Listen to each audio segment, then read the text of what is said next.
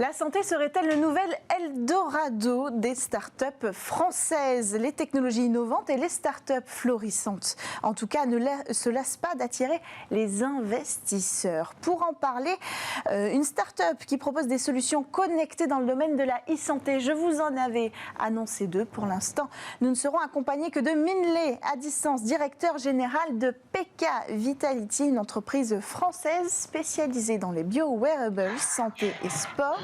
Vous avez développé la K-Watch Glucose, une montre qui permet aux diabétiques de mesurer leur taux de glycémie à tout moment et sans prise de sang. Bonjour. Bonjour.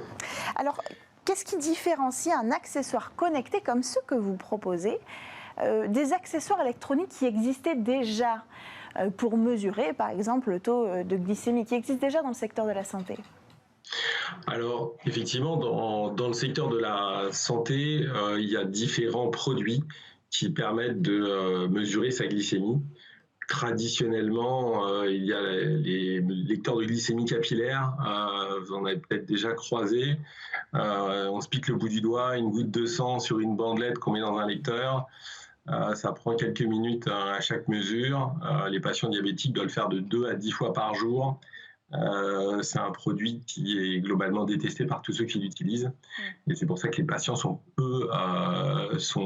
respectent peu le nombre de fois qu'ils doivent le faire. Et ça implique, de par ce fait, une moins bonne surveillance glycémique et donc des variations plus grandes et donc des complications relativement fortes qui peuvent aller jusqu'à l'amputation ou même la mort sur les patients diabétiques. Et depuis quelques années est apparu ce qu'on appelle des moniteurs de glycémie en continu. Donc c'est des patchs qui sont en haut du bras ou sur l'abdomen et qui offrent un service beaucoup plus simple d'utilisation et d'avoir une surveillance glycémique en continu avec une courbe, donc de mieux apprécier comment se passe son évolution glycémique en fonction de tel ou tel repas ou en fonction de l'activité. Et nous, on s'inscrit dans la prolongation de cette première révolution en faisant une nouvelle révolution, c'est-à-dire que ce n'est pas un patch qu'on va mettre en haut du bras ou sur l'abdomen, mais ça se présente sous la forme d'un wearables et d'un élément qu'on va se mettre sous la montre et qui va être complètement invisible, complètement sans douleur et complètement intégré à la vie des diabétiques.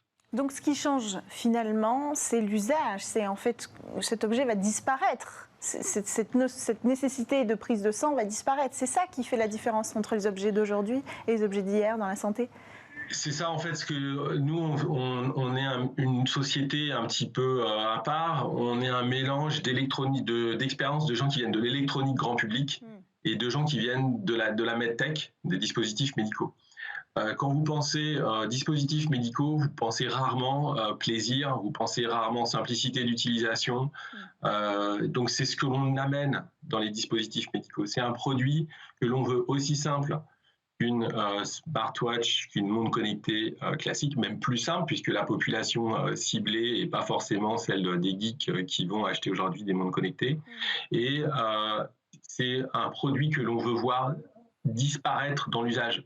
Il faut se rendre compte que quand on est patient diabétique, c'est quelque chose que l'on va vivre à vie. C'est une charge mentale extrêmement forte. Et l'objectif de PK Vitality est de faire diminuer cette charge mentale et plutôt de faire en sorte que la maladie soit la moins présente possible avec un service le plus fort possible pour le patient. Vous avez choisi une techno-wearable. Pourquoi elles séduisent autant aujourd'hui, ces techno-wearables? On parle de montres connectées partout, de bracelets, parfois de bandeaux sur la tête quand il s'agit du sommeil. Pourquoi ça séduit autant? Alors, il y a différents produits. C'est qu'effectivement, déjà, wearables, parce que c'est pour faire du suivi en continu, c'est vrai qu'il faut en général porter quelque chose. Les technos de type montre connectée séduisent autant dans la santé parce que c'est un produit que l'on a déjà, c'est pas un produit supplémentaire. C'est toute la différence que l'on peut par exemple avoir entre l'adoption de montres connectées ou par exemple d'un bandeau. Un bandeau, ça peut être bien, comme c'est un produit supplémentaire que l'on va porter la nuit. Une montre, c'est un produit courant que les gens ont l'habitude d'avoir, et donc c'est pas un usage nouveau, c'est un usage qu'on transforme et sur lequel on vient ajouter une fonctionnalité. Donc là, ce que l'on fait, c'est qu'on fait disparaître quelque chose qui emmerde le patient, se piquer le doigt ou avoir un patch en haut du bras, et on intègre ça dans un produit qui existe déjà, qui est déjà accepté, pour lesquels les gens ont déjà les codes, et c'est ce qui fait la beauté de ce type de produit. Alors finalement, Mathieu Letombe va se joindre à nous, PDG de Weezings, qui a pu rejoindre ce talk aujourd'hui dans Smart Tech. Vous proposez, vous aussi, des solutions connectées, à vrai dire toute une panoplie de montres connectées. Il y en a pour mesurer le sommeil, pour mesurer son électrocardiogramme ou encore simplement son activité physique. Vous êtes avec nous à distance. Est-ce que vous nous entendez, Mathieu Letombe ? Oui, très bien. Bonjour à tous. Alors, même question à vous. Pourquoi les techno-wearables séduisent autant le public ? Je pense qu'il y a... je vais faire une différence entre les wearables et peut-être les objets médicaux. Nous, aujourd'hui, on est plutôt sur un segment, sur un wearable médical. Et je pense qu'il y a eu un vrai changement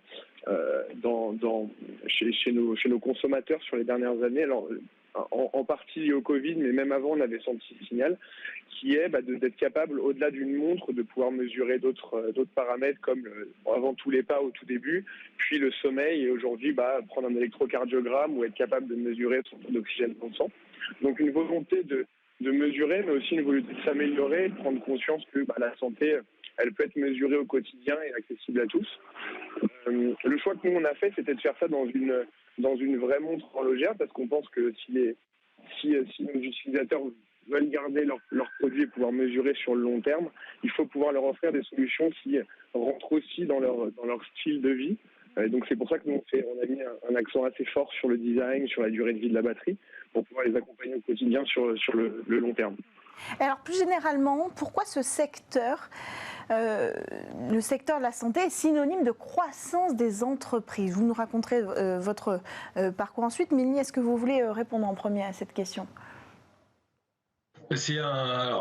On est sur un secteur, nous sur le diabète, on va dire, qui est malheureusement extrêmement porteur. C'est 460 millions de patients diabétiques, 700 millions prévus en 2040. Avec des besoins donc en termes de surveillance glycémique qui sont croissants. C'est l'un des premiers postes de dépenses de santé dans le monde. Ça va être une vingtaine de milliards en France, simplement pour tout ce qui est spécifiquement pour les patients diabétiques. Et donc, il y a un double effet. Global, il faut diminuer la charge mentale des patients et diminuer la facture globale. Ça, c'est un double enjeu qui est d'un côté sociétal et de l'autre côté vers les patients eux-mêmes. Et c'est pour ça qu'il y a un nombre croissant d'entreprises qui s'inscrivent dans cette démarche pour essayer de simplifier la vie des patients tout en diminuant le coût. Et le coût n'est pas simplement dans les produits qu'on propose, mais le coût, c'est éviter l'hospitalisation. C'est comme dans le Covid, vaut mieux prévenir que guérir. Pourquoi maintenant ? Pourquoi la croissance du secteur de la santé est plus forte maintenant, Mathieu Letombe ? C'est une bonne question. Pour rejoindre l'autre intervenant, nous aujourd'hui on suit l'hypertension, on suit l'apnée de sommeil, qui sont des maladies chroniques qui ont une grande prévalence auprès des Français et ailleurs. Je pense qu'il y a aussi les outils qui le permettent de plus en plus facilement. Et on a compris que ces outils permettent de réduire la facture, donc c'est évidemment poussé par certains gouvernements d'utiliser ces objets, mais aussi de limiter, on va dire, l'impact de ces maladies chroniques sur les gens qui en souffrent, de leur faciliter la vie. Donc il a aussi fallu des technologies, et peut-être on va dire qu'au début, pour suivre, si je prends l'hypertension comme exemple, il fallait aller chez son médecin, puis il y avait des outils qu'on pouvait utiliser à la maison, mais qui nous rappelaient un peu l'hôpital. Et ces outils, ils évoluent en permanence, et je pense qu'aujourd'hui, on a atteint un stade où ces outils déjà ils nous rendent moins malades, on se sent moins malade en les utilisant et on se sent vraiment acteur de sa santé plutôt que de la subir ou plutôt que d'aller tous les 6 mois chez un médecin qui nous rappelle juste qu'on est malade. On peut la comprendre et on peut avoir un impact dessus. Et je pense que ces technologies et tout le travail qui a été fait même sur le côté digital de l'accès à l'information pour comprendre sa maladie ou pour éviter d'être malade sont beaucoup plus accessibles qu'ils ne l'étaient avant. Alors en fait, si je comprends bien, c'est le croisement entre la maturation des technologies disponibles aujourd'hui, l'éducation aux solutions qui existent et puis aussi le financement, parce qu'il faut des investisseurs pour lancer son entreprise dans le secteur de la santé. Minley, vous êtes tourné vers la Commission européenne ? Alors effectivement, on a eu plusieurs sources de financement. On a eu des tours avec des business angels, puis un industriel. Et plus récemment, nous avons eu la chance d'être sélectionnés dans un grand programme, le plus grand programme européen de financement qui s'appelle le ICA Accelerator, un mélange de subventions et d'investissements en actions. Donc maintenant, nous avons la Commission européenne, à travers le ICA Accelerator, qui est actionnaire minoritaire de PK Vitality. Et demain, ce sera d'autres actionnaires qui vont venir, car c'est un secteur qui est extrêmement capitalistique. Oui. De votre côté, Mathieu, vous avez réalisé une levée de fonds de 53 millions en pleine crise sanitaire. Comment vous expliquez le succès d'une telle réussite ? Alors, on comprend bien qu'il y a un enjeu sanitaire, mais est-ce qu'il n'y avait pas plutôt un effet anxiogène à aller davantage vers des solutions qui vont nous parler de santé ? Ou au contraire, c'était porteur ? C'était déjà porteur et en fait, la télémédecine existait avant le Covid. C'est juste qu'elle en était encore qu'à ses débuts. Mais si on regarde d'autres marchés comme les États-Unis, ils ont aussi 2-3 ans d'avance sur ce sujet-là. Le Covid n'a fait qu'accélérer les choses.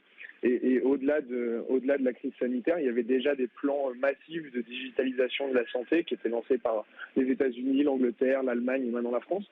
Donc, je pense pas que le Covid a accéléré les choses, mais je pense que ce mouvement, il était déjà en marche parce que il a été démontré que quelqu'un qui se pèse, comprend son poids, quelqu'un qui suit son hypertension lui-même plutôt que tous les 6 mois, il va avoir plus tendance à prendre ses médicaments d'hypertension que quelqu'un qui est conscient de son poids, il va être moins à risque pour le diabète. Et qu'en fait, toutes ces maladies chroniques-là, elles coûtent énormément cher, extrêmement cher à la sécurité sociale ou aux assurances, mais elles coûtent aussi très cher aux patients qui en souffrent. Et donc, je pense que ce mouvement était déjà en marche. Il avait déjà été démontré qu'il avait un impact, et donc il s'accélère évidemment grâce au Covid, mais il s'accélérait déjà avant la crise. Mais alors, est-ce que ces technologies françaises, celles que vous représentez aujourd'hui, sont suffisamment matures pour concurrencer les technologies qui nous viennent, par exemple, des États-Unis ou de la Chine sur le marché ? De notre côté, oui. Nous, on est utilisé dans des programmes de santé qui sont reconnus par les États aux États-Unis, qui sont remboursés par la sécurité sociale américaine ou par des assureurs. Je pense qu'aujourd'hui, on est dans un monde global où chacun peut avoir la chance d'être un acteur majeur de ce marché. Et aujourd'hui, nous, on sait se démarquer avec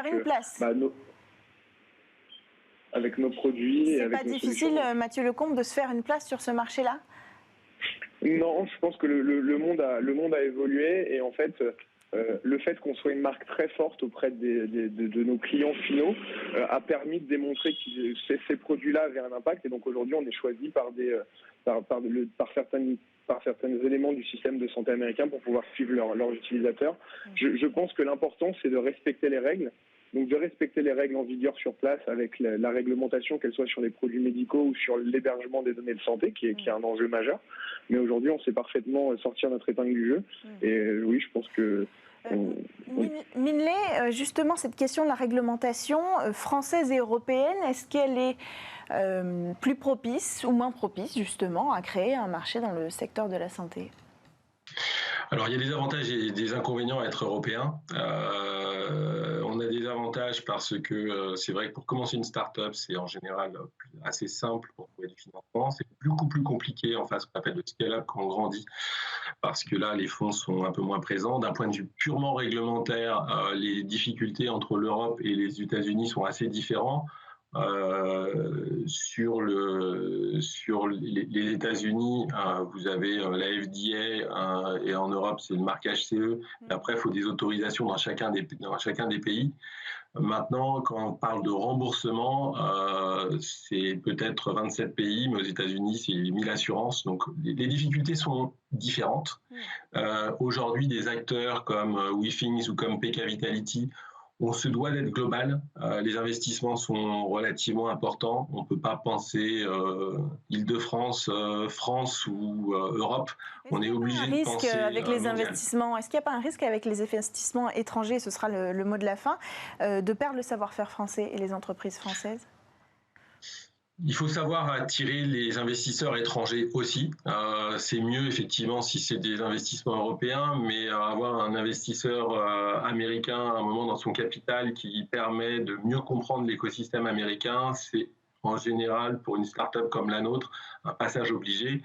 Ce qu'il faut probablement essayer d'éviter, c'est que toutes les pépites françaises, les futures licornes, soient à un moment ou à un autre, rachetés par plus gros que soi. Et en général, les plus gros sont des Américains. Donc, il faut essayer de concentrer ses efforts sur les sociétés qui vont pouvoir être les leaders de demain. Merci beaucoup à tous les deux d'avoir participé à ce talk. Merci Minley, directeur général de PK Vitality, et Mathieu Leton, PDG de WeThings. C'est l'heure de prendre la route aujourd'hui parce qu'on a rendez-vous avec l'innovation, avec notre chroniqueuse.